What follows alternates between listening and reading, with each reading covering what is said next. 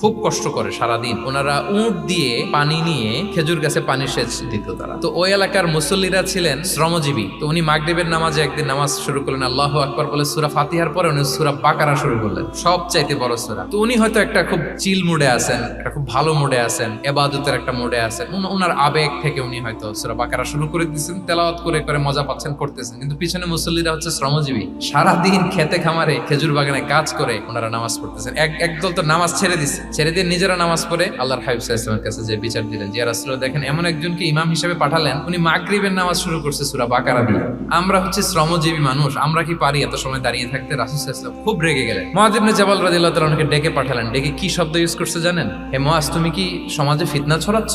তোমাকে পাঠালাম সেখানকার ইউনিটি ধরে রাখতে, ইমাম হয়ে নামাজ পড়াবা, তালিম দিবা। দেখেন রাসূল সাল্লাল্লাহু আলাইহি ওয়াসাল্লাম ইমামকে এনে শাসন করলেন, বুঝিয়ে বললেন যে না, তোমাকে ছোট ছোট সূরায় নামাজ পড়াতে হবে যাতে করে কষ্ট না হয়।